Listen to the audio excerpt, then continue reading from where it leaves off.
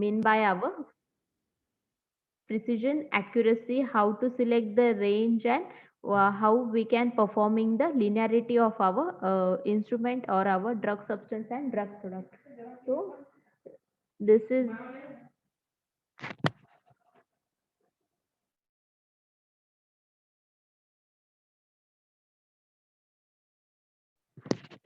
so we are checking the detection limit.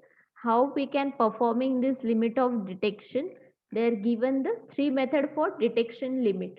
So they are using the as possible as depending where whatever process is non-instrumental or instrumental. So whatever instrument we are developing our new method on our HPLC, on our UV, on our dissolution apparatus, according to that instrument we are checking our process. So it should be non instrumental detection limit or instrumental detection limit. According to our ICH guideline of analytical method validation, they are given the methodology based on the visual evaluation. So it is non instrumental method, but this method is also used for this instrumental method. So this is based on this visual evaluation method. Only to seeing by our eyes we are going to analyze whatever result we are expected for detection limit. We are choosing the detection limit of our drug substance and drug product. It is determined by the analysis of sample with known concentration of analyte and by establishing the minimum level at which the analyte can be reliably detected. So this is the based on visual inspection method we got our detection limit of our drug substance and our whatever sample we want to analyze to known concentration of analyte and establish the minimum level at which the analysis can reliably detected. So our main aim to quantify our minimum detection level. So this minimum detection level, not quantification, we just analyze this level, this concentration, known amount of concentration give the reading. So minimum level of our analyte we can readily detect it by based on visual evaluation method. It is non-instrumental method. We already known for some drug substance and drug product. Yes, this is the limit of detection. After that, based on signal to noise ratio, it is analytical procedure. It is based on the instrumental method of detection. Determination of signal to noise ratio is performed by comparing measurement of signal from sample with known low concentration of analyte with those of blank sample and establishing the minimum concentration at which the analyte can be reliably detected. So this ICH says what is mean of this statement. They are saying the determination of signal to noise ratio. So every instrument with the procedure there come with the signal to noise ratio. Every instrument is having the particular signal to noise ratio, and this ratio we are comparing to the signal, whatever signal we are got from like UV instrument. This 0.2% concentration of our drug substance we are taking, or 2 ppm solution or 20 ppm solution we are taking for our analysis of any drug substance in our UV spectrophotometer. So in that we are taking the like suppose 20 ppm solution we are preparing for detection. So that known low concentration, known amount of concentration we are also having, the 20 ppm can give the ideal plot. So we are going to give the lowest concentration. So we are starting with the point 2 ppm, point 1 ppm, 1 ppm likewise, or 2 ppm. So whatever the lowest concentration is going to give the result with those of this blank sample and stabilize the minimum concentration at which the analyte can readily detected. So our main purpose is how the lowest amount of analyte is analyzing from our instrument. This is our main approach to find out the detection limit of our instrument. So this is for our the whatever process we are making for analytical, whatever the method we are developing for detection of our sample. So for that, we are firstly determine the low concentration of analyte with blank sample. Blank sample means how whatever our drug substance like paracetamol, they are readily dissolve in our water. So water we are kept as a blank. So this blank sample, compare the result of our low concentration with the blank sample, and establishing the minimum concentration at which the analyte can be readily detected. A signal to noise ratio between 3 or 2.2 as 1 is generally considerable acceptable for estimating the detection limit. So for so many instrument, basically they saying that I see it say that their detection ratio of this, it is 3 or 2 as to 1. We are generally considerable, and this limit is acceptable throughout for detection limit. So they are given this signal to noise ratio. So this method, we are sometime we are referring, or we are going for this for our routing analysis or lab scale analysis. We are basically we are going for this method to analyze our limit of detection. So this is the based on standard deviation of response and the slope. How which standard deviation we are taking for this limit of detection formula, and which slope we are considering for our detection limit. How we can check our detection limit of whatever method we are developing. So for that method, we are checking the detection limit is expressed as 3.3 sigma, and our S is stand for this slope of calibrated curve. So calibrated curve in linearity, their slope we are taking here for checking our detection limit, and this standard deviation of the response. So that response standard deviation we have got from our precision data mainly. So this standard deviation we are considering here for our checking detection limit of our instrument, uh, or our non-instrumental method we are considering for that purpose. So this is a basically non-instrumental method. Instrumental method, we are saying that for the sigma we are for standard deviation of the response, and S stand for the slope of this calibration curve, whatever linearity curve we are performing for our on our instrument. So that curve response we are taking as a slope, so that this value can give the response of how much amount of solution, how much ppm solution, uh, lowest amount of our analyte we are analyzing on our instrument. So this is the third method of detection limit, is based on this standard deviation of response and slope. So according to ICH Q2R1 guideline, they are given the third method of our detection limit.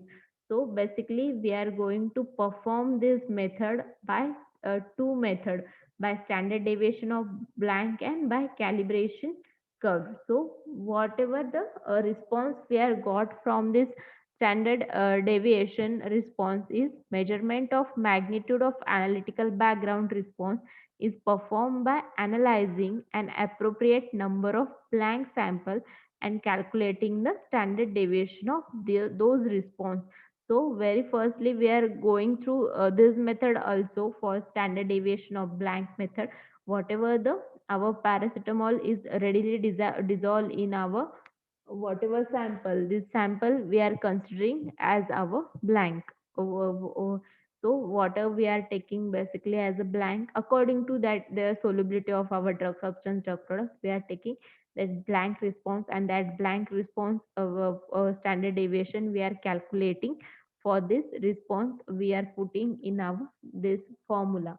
So for this formula calibration curve, the specific calibration curve sample containing analyte in this range of detection limit, the residual standard deviation of regression line of standard deviation of y-intercept of regression line may be used as standard deviation. So according to calibration curve, we are also given the known of our standard deviation. So by that formula we are also give this standard deviation by based on our calibration curve. So only the linearity data we are taking as both the standard deviation, the sigma value and S value of slope. So how we calculate the calibration curve standard deviation? So they are given the procedure for residual standard deviation of regression line.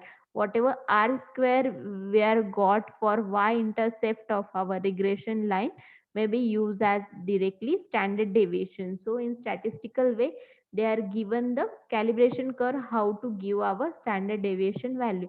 So this value by calibration curve, we are plotting different calibration curve according to the lowest analyte it is present, and on that basis we are go for this standard deviation value.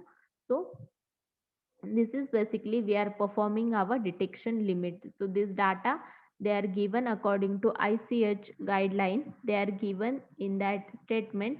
The detection limit and method used for determining the detection limit should be presented, and the detection limit is determined based on visual evaluation or based on signal to noise ratio and represent the relevant chromatogram is considerable acceptable for justification. So on our HPLC we have got the chromatogram on our lowest sample. So for that it is somehow some critical to analyze our detection limit and the signal to noise ratio.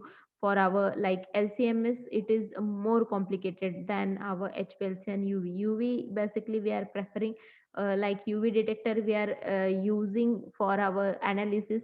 So on our daily lab scale academical instrument we are basically having the UV as a detector we are considering. So for that purpose it is very easy to analyze our whatever the sample we want to analyze by visual evaluation, signal to noise ratio, and our third point which is standard deviation and curve method. We are analyzing our detection limit. So this is the all about the detection limit. What is limit of quantification they are also given, and this calculation part they are given validated independently in analysis and suitable number of sample known to near or prepare at the detection limit. So they are given how much they are not given how much number of sample you want to prepare. So in that case we are just putting the value whatever the linearity value of our standard deviation we are having, and we are putting the value of slope whatever the linearity plot we are having. So for that they are not giving the suitable number of sample. How much number of sample we want to analyze according to our method, we can give the sample number. So there is not worry to how to perform the limit of detection. And this our 7.4 limit of quantitation limit. So what is the difference of this limit of detection and limit of quantification? This quantification is also depending on the procedure of non-instrumental and instrumental approach, and this is the basically quantification whatever the smallest amount of sample we are analyzing from our instrument or non-instrumental method, whatever the method we are using, this method can analyze this much lowest amount of sample. And whatever method we are developing, this method can give the this amount of sample from our instrument. This we are just detecting by lowest amount of sample. But in quantification, this lowest amount of sample we are detect as well as we are quantify their responses. So how we quantify by their responses? Very first method which is visual evaluation method, second method it is signal to noise method, and also our third method which is based on this standard deviation response and slope method.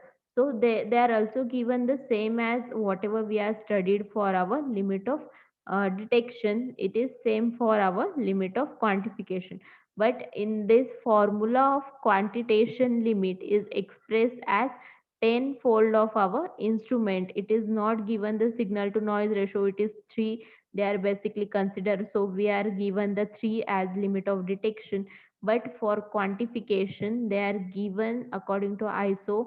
For their instrument they are given the 10 time quantification according to our signal to noise ratio, a typical signal to noise ratio 10 as 1. That's why they are taking here, they are expressing our quantification limit, it is 10 sigma upon S stand for slope of calibration curve, and this is same as above. The blank sample we are putting for standard deviation and calibration curve method, we are taking the we are choosing our quantification limit for standard deviation and just putting this value, and also suitable number of sample solution we are taking for our quantification limit. So this is our next method of our next parameter to checking our method validated or not. They are given the same result or they are given the acceptable result, whatever we are saying previously. This method we are checking their performance. So the next parameter we are checking for our method performance, it is robustness. So robustness, the external parameter, by changing make a changes in our method, they are not going to give the our result is changed. So that terminology is known as the robustness. So whatever condition we are changing, but this method parameter is not changing their final performance, so that's why the robustness method, it is the evaluation should be considered during the development phase and depend on type of procedure under study. It should show the reliability of an analysis with respect to deliberate variation in method parameter. So we are varying our parameter, our method parameter, but consistently this process can give the same result. So this is known as this robustness. In that study, if measurement are susceptible to variation to in analytical condition, the analytical conditions should be suitable control or precautionary statement should be included in the procedure. One consequences of evaluation of robustness should be that a series of system suitability parameter and resolution test, it is established to ensure that the validity of our analytical procedure is maintained whether used. So this our analytical procedure validity is maintained by performing the robustness study. So how we can perform this robustness study? The example of typical variation like stability study, extraction time we are varying for our process, and in case of our chromatographic process, we are changing the pH parameter, we are changing the mobile phase concentration, or likewise our we are taking example for our UV spectrophotometer. So in that, in UV spectrophotometer we are changing the concentration of our analyte, or we are hitting our whatever the solution we are analyzing, temperature condition we are changing accordingly.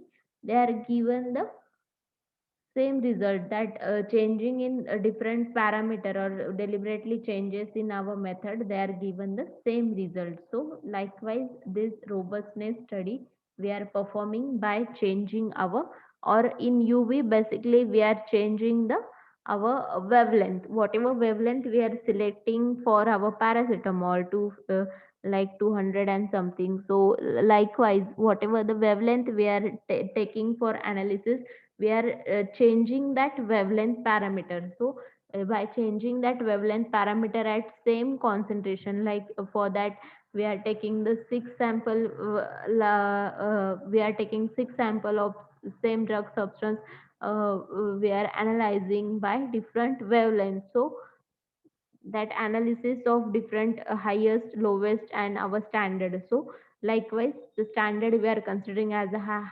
100%, and the upper limit and lower limit we are considering for analysis. So likewise we are make a changes, typical variation we are taking in our method. Likewise we are given the result of that particular method as a robustness parameter. Yes, we are saying that our method is not the some changes or some variation in method is not going to hamper in whatever method we are developing. So our method is validated. The robustness parameter is basically important part for our analytical method validation.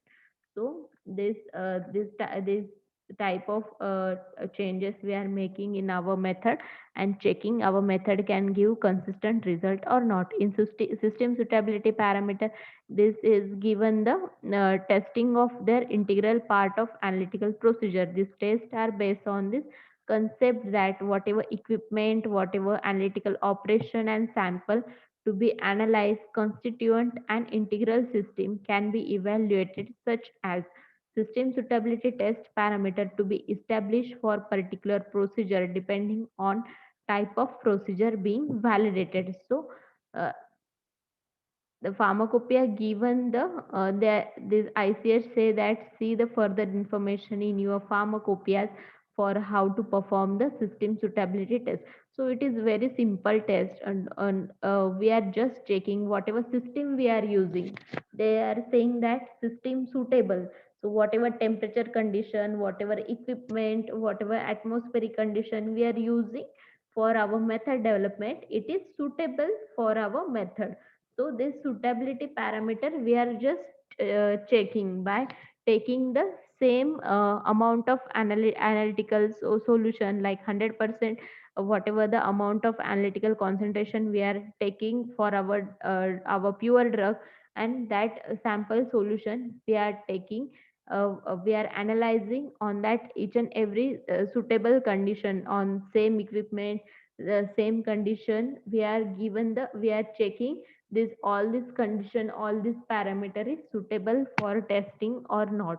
So this type of they are also not given any suggestion for this much sample we are preparing for this much fold. They are not given the how much sample you have to prepare to check the system suitability of our testing. So this is the parameter of checking our system suitability parameters. So in this lecture, we are finished with our analytical method validation. Only the remaining part, which is the specificity. So what is mean by specificity? It is the investigation of specificity should be conducted during validation of identification test and determination of impurity and the assay. So very first chart in our PPT, we are showing that in for only for this specificity, we are going to perform the every test, whatever test they are given for our validation, every test we are performing for like identification test, quantification test and assay test, the both the three tests we are performing for this check the specificity. So very specific our test method, we are saying as and complete discrimination of this method. So the combination of two or more analytical procedure is recommended to achieve the necessary level of our discrimination. So for this checking the specificity of our analytical method, whatever the new method we are developing, for that the identification test.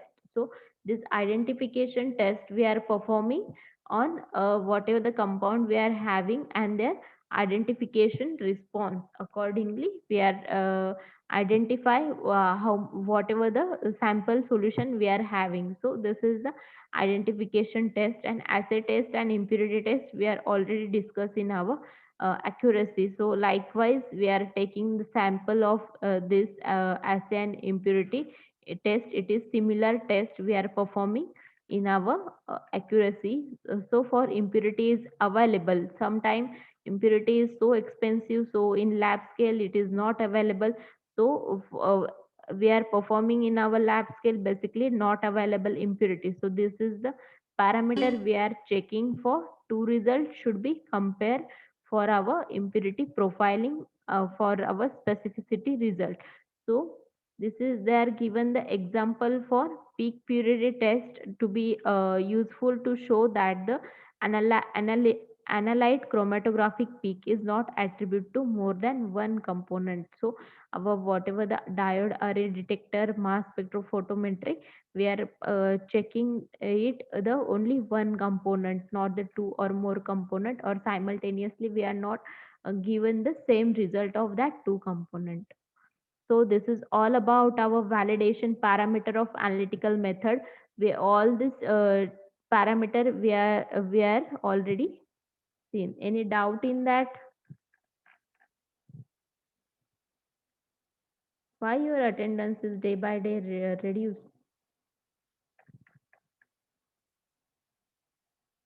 If our meeting is end, then go for attendance in our Google Sheet. Okay, just wait a minute. I'll take a screenshot.